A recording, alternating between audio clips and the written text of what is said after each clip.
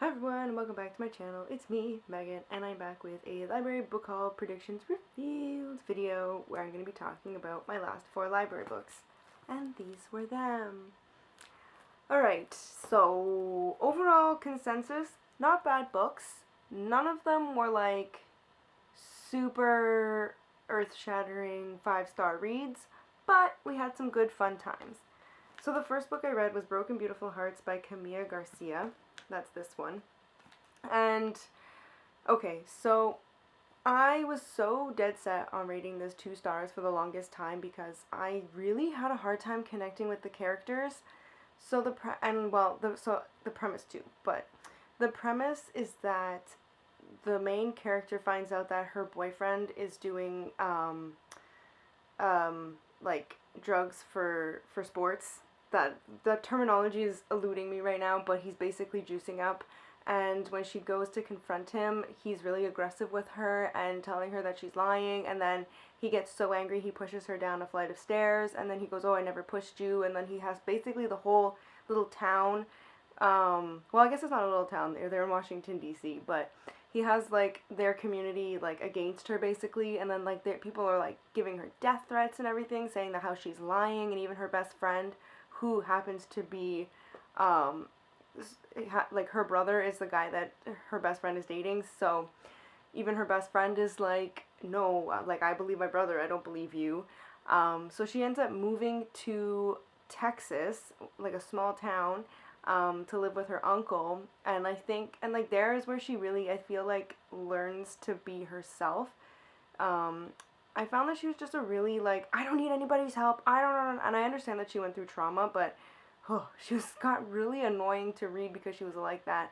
And then she meets basically her two cousins are basically like, oh, girls do this, boys don't need to do this, girls do this. And so that was also really irritating. I'm like, why are all these characters so like caricatures of like people? Like it was just like, what are we doing here? And then like the guy that she falls for, or like she meets, and like they're falling for each other. He kept asking her, "Oh, well, I know you like me. Like, why can't we be together?" And I'm like, "Yo, she literally just moved here. She doesn't owe you anything. Like, I don't understand why he was like, I know you feel it too. Why can't we be together? Come on, give me a reason." I'm like, she doesn't need to give you a reason, sir. Like, that also really irked me. And then like we find out that there's something wrong with him, basically. And like it just felt really like weird because weird's the wrong word. It just felt really like added for shock value, and I was like, I don't like this. I just, but I ended up rating it 3 stars because I liked the way this ended. This ended with everybody like figuring their shit out and figuring like and like learning from all of that. Like they're better characters because of all the shit that they went through. So I was like, I mean, her ex-boyfriend is a piece of shit and we don't care about him, but everybody else, they learned things, and I was like, okay, 3 stars. We give it 3 stars. But I went through torture for all of that, so that's where we're at with that. The next book I read was Woke Up Like This by Amy Lee. This was longlisted for Canada Reads 2023, in which, so when I filmed my first, the prediction video, I was like, oh, they're not going to release the nominations for the shortlist until like March. The day I literally posted the video, like 2 weeks ago, 3 weeks ago now, they're like, here's the shortlist, and I was like, we're really speeding it up this year. I don't remember it like being released this early, but here we are. Anyways, this book, I really liked this book. Again, I rated it 4 stars. I mean, I was like the vibes were it. Like I loved it because it was great. It was a 13 going on 30 vibe plot where, I mean, she was 17 and she gets flicked into the future, so she's now 30. But what was really cool was that she wasn't the only one who went into the future with her, and when she got there, she was basically with her enemy, and it was really funny to like watch the two of them try and figure out what they were gonna do because they were both still 17 but in 30-year-old bodies. I mean, I feel like I could be that person. I feel like I'm still like 17, 18 years old, but I'm 30, but who cares? But it was just really funny. I mean, obviously I have the life experience, but aside from that, it was just really funny, and it was just really cute, and it had a really cozy vibe. The reason I didn't rate it 5 stars is because, again, the main character was just so, I was like, how do people like her? she was just super bossy, and I understand why she was the way that she was. Like, her dad basically said, hey, peace out, when she was like 8 years old or something, and so her mom is like spacey. I don't know what was wrong with her mom, and so she basically had to parent herself for a bit, so she became very controlling and very like obsessed with organization and stuff. So that really played into her character, and that made her just so, I don't want to say annoying to read, but she was just really just annoying to read. And I was like, I don't understand how this main character, like the other main character, the guy, I don't understand how he thought that was endearing. Cause I'm like, it's not. I'm like, it's not cute. Like, but that's okay. It was still cute nonetheless. It was an enemies to lover.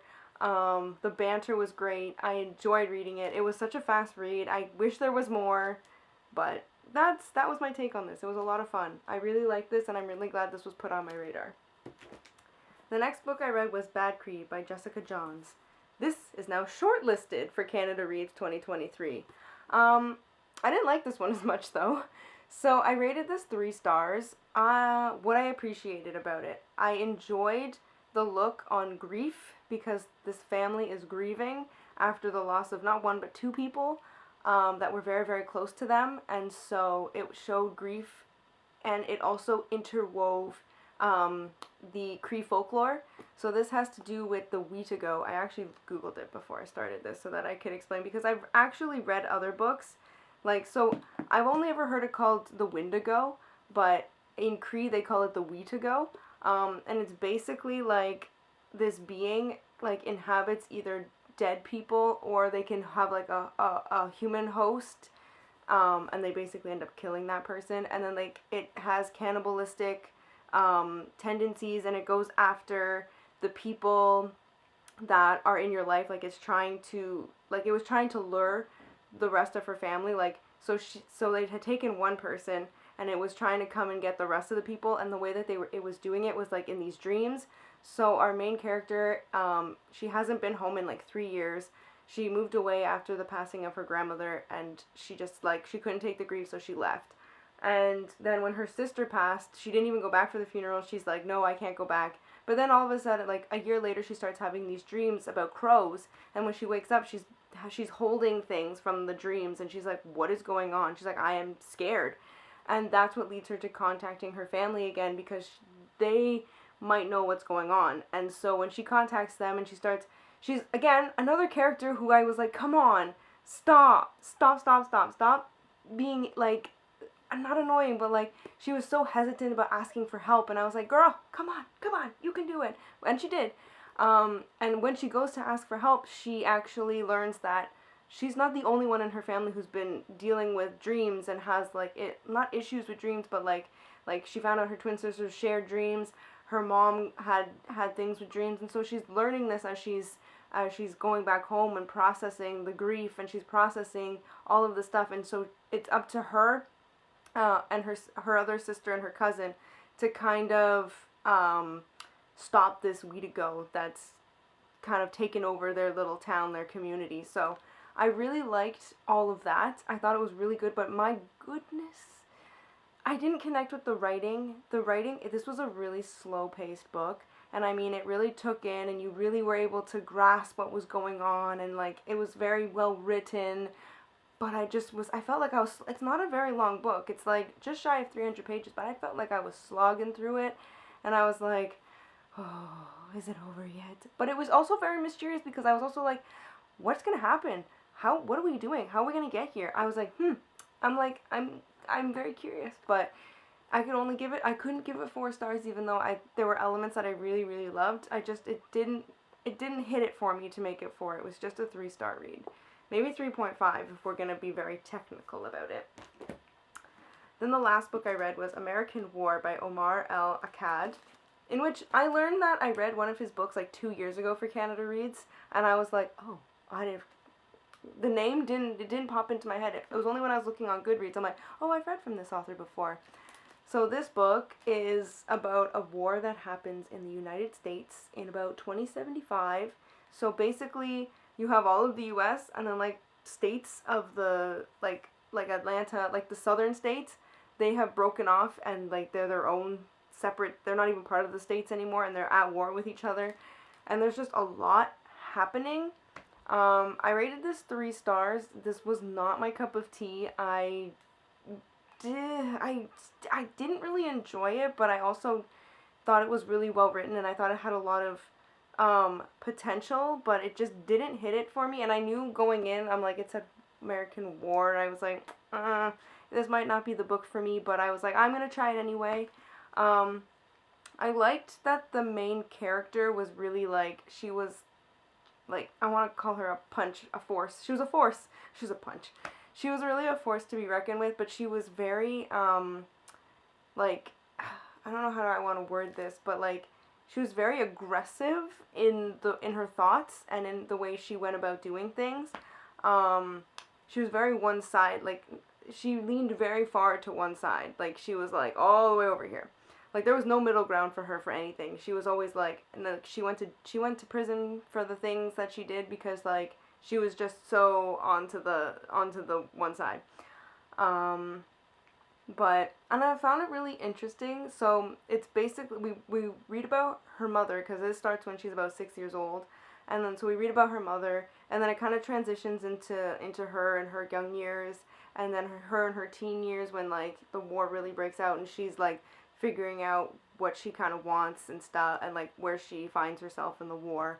And then in the end, you see her in prison. She's older, and then at the very end, the point of view shifts. So it's always been a third point of view. Then all of a sudden it shifts to first person, and it's of her nephew. And I was like, this is an interesting perspective to now be in. I actually kind of liked it. I liked the way he wrote in first person, instead of third person. I found it, I connected with it a little bit more. And you could see like how he loved his, like you learn when he meets his aunt, you learn how much he loves her, and then you realize how much he actually kind of hates her, because you realize he's writing it in from when he's older and he's looking back, and you're just like the way it just kind of goes you're like, whoa, what the heck. I don't know. That was me rambling about this book. I don't even know if I even really explained what it is about properly, but it was an interesting read, and like I say, it was not my cup of tea, but hey, if you like futuristic sci-fi books about war, maybe try it out. But like I say, it was not for me.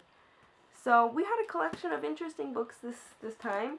So these were my last four library books. If you've read any of them, let me know in the comments below. That is all I have for you guys today. If you like this video, give it a thumbs up, a like, a subscribe, do your thing, and I will see you all in my next video. So thanks, and bye guys!